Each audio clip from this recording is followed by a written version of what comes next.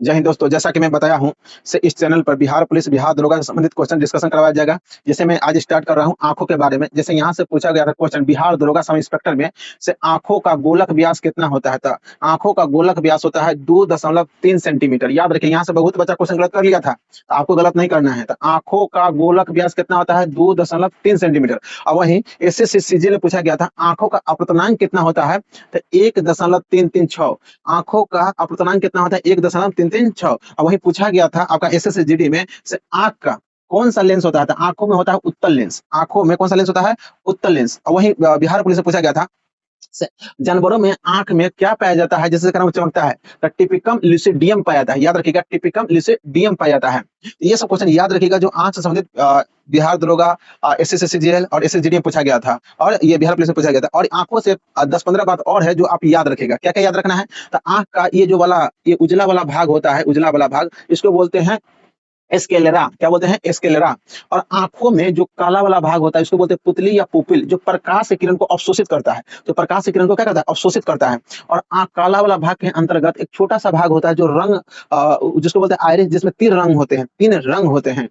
छोटा वाला भाग होता है ना, इसके अंदर में काला वाला भाग के अंदर में ये आइरिस होता है, उसके 3 colour, black, brown, blue. Black, brown, blue, black, brown, blue.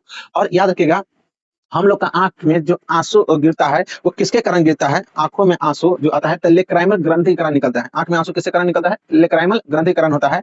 और आंखों में क्या पाया जाता है? प्रोटीन। कौन सा लेंस होता है? उत्तल लेंस होता है। और आंखों में गोलक व्यास कितना होता है? 2.3 सेंटीमीटर। अपर्तनांक कितना होता है? 1.336 होता है। और आंखों का अगला वाला भाग होता है एक्वासिमरस, और पक्ष वाला भाग होता है विट्रोसिमरस।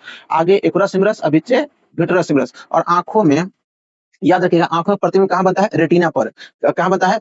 रेटिना बनता है। और आंखों में 2 स्पॉट होते हैं, एक होता है ब्लाइंड स्पॉट, एक होता है येलो स्पॉट। तो याद रखिएगा, स्पष्ट प्रतिबिंब बनता है येलो स्पॉट पर। स्पष्ट प्रतिबिंब कहाँ बनता है? येलो स्पॉट पर। और स्पष्ट प्रतिबिंब कहाँ नहीं बनता है? तो ब्लाइंड स्पॉट पर। ब्लाइंड मतलब अंधा, स्पष्ट प्रतिबिंब नहीं बनेगा। यानी 2 स्पॉट होते हैं, ब्लाइंड और येलो। येलो पर स्पष्ट प्रतिबिंब बनेंगे और ब्लाइंड पे स्पष्ट प्रतिबिंब नहीं बनेंगे। अब प्रतिबिंब कहाँ बनता है? रेटिना पर, जहां पर 2 प्रकार के कोशिका होती है, एक होता है क्षर कोशिका, एक होता है शंकु कोशिका। तो क्षर कोशिका से प्रकाश का रंग निर्धारित करता है, और शंकु से क्या करता है? प्रकाश की तीव्रता। क्षर से प्रकाश की तीव्रता, और शंकु से रंग निर्धारित करता है। शंकु से क्या करता है? रंग निर्धारित करता है। और आंखों में जो प्रतिबिंब बनता है रेटिना पर बनता है। और यहाँ पर 3 प्रकार के प्रतिबिंब बनता है, वास्तविक, उल्टा और छोटा। वास्तविक, उल्टा और छोटा। वास्तविक, उल्टा और छोटा बनता है, याद रखिएगा। और आंखों में याद रखिएगा, एक होता है प्रच्छाभ कोशिका। क्या होता है? प्रच्छाभ कोशिका, जो सिलरी मसल में पाया जाता है। प्रच्छाभ कोशिका होता है सिलरी मसल में पाया जाता है, जो यहाँ वाला भाग होता है, बीच वाला भाग होता है। ठीक है, तो इतना बात आप आंख से संबंधित है, इसको याद रखें।